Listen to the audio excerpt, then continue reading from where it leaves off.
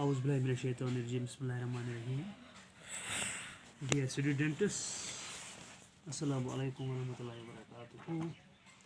Today I am going to explain you, to teach you about a letter which is about your friend. You have to request your friend, you have to advise your friend that smoking is not a better habit. Smoking is bad evil in the society. If someone smokes any kind of bit, whether it is tobacco, cigarette, or any kind of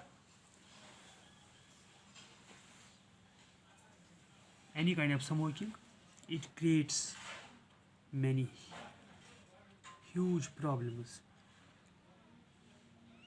It affects the health of a smoker.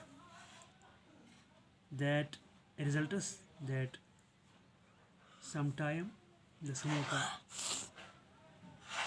suddenly dies. So we have to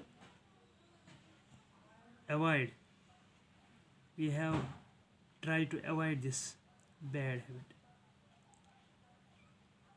In this case, our health remains safe forever, and also we should aware other people of the society, whether they are students, teachers, engineers, or any kind of human beings, that we have to request them, we have to advise them that try to avoid smoking, not to smoke. So I will read this letter and you will try to understand it. Bismillahirrahmanirrahim. Dear friend Aslam, Assalamu alaikum. I am in fine mood this time. I hope that you will be also in very fine mood in your home. آپ اپنے دوست اسلم کو چٹھی لکھتے ہو. پہلے چٹھی شروع کرنے سے پہلے آپ اس کو سلام سے نوازتے ہیں, تو اس کے بعد آپ اس کی حالت کا بھی اندازہ لگاتے ہو, اپنی حالت کی بھی خبر اس کو دیتے ہو, that I am in fine and smooth mode, کہ میں اس وقت بہترین موڈ میں ہوں, اس وقت صحیح سلامت ہوں اپنے گھر میں. اینڈ آئی ول ہوپ, اور میں یہی امید رکھتا ہوں, that you will also be in fine mood in your home, کہ آپ بھی اپنے گھر میں صحیح سلامت اچھی طرح سے ہوں. Dear friend, you have already knows that any type of smoking is not better for a smoker. کسی قسم کی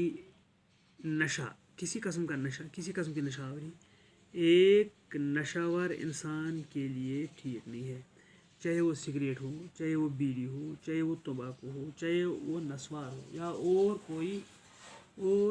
کوئی نشہ ہو. یہ ایک نشاور انسان کو زیب نہیں دیتا ہے, یہ ایک انسان کے لیے ٹھیک نہیں ہے, کیونکہ it creates very health problems, کیونکہ اس سے ایک انسان مختلف بیماریوں کا شکار ہو سکتا ہے. یہ براہ راست انسان کے صحت پر برا اثر ڈالتا ہے. Some time a smoker also suddenly dies. کسی وقت یہ بھی ہو سکتا ہے کہ ایک اسموکر اچانک ہی مر جاتا ہے, فوت ہو جاتا ہے. But unfortunately you are also a smoker. لیکن بدقسمتی سے آپ بھی, میرے دوست اسلم, آپ بھی اسموکر ہیں, آپ بھی سگریٹ پیتے ہو, آپ بھی نشہ کرتے ہو.